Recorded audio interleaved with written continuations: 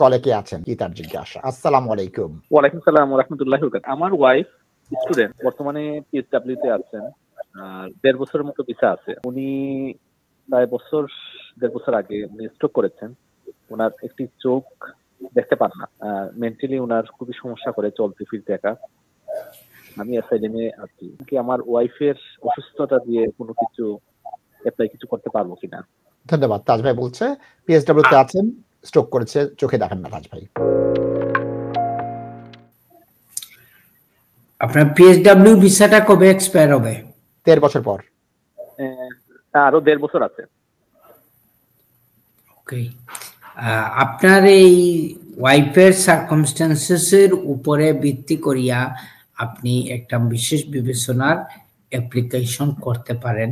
করলে হয়তো home office ওইটা মানবিক বিবেচনায় কনসিডার করবে। আমি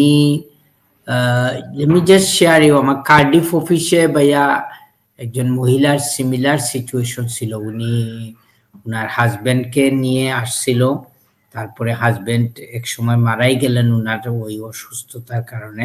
পরবর্তীতে হোম অফিস কিন্তু ওনাকে ওরা কনসিডার করছে বিশেষ বিবেচনায় because of the medical condition. So আপনার ওয়াইফের যে সিচুয়েশন, এটা তো আর আপনি, এটা একটা অ্যাক্সিডেন্ট এবং এটা তো আর আপনি কোনো ইন্টেনশন নিয়ে আসেন নাই যে এখানে থেকে যাবেন, কিছু মানে ফেরত যাবেন না, but you just explain to them this is a material change of situation. এটা আপনি নিজেই জানতেন না যখন আপনি ইউকেতে আসছেন, কিন্তু ইটস ভেরি আনফর্চুনেট যে এটা হয়েছে। তো home office is likely to consider this.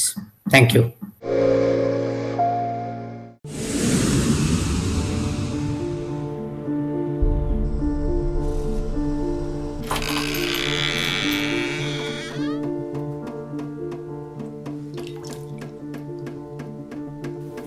ইংল্যান্ডে আমরা চাইলেও অনেক কিছু করতে পারি না, অনেক ঝামেলা। হায় রে হায়, লন্ডনের এই জীবনে ঝামেলার কোনো শেষ নাই। আমি লাল, আমার ইমিগ্রেশন, ঘর, ব্যবসা সবকিছুর ঝামেলার সমাধানে সবসময় পাশে আছে Taj solicitor. Taj solicitors, believe in service.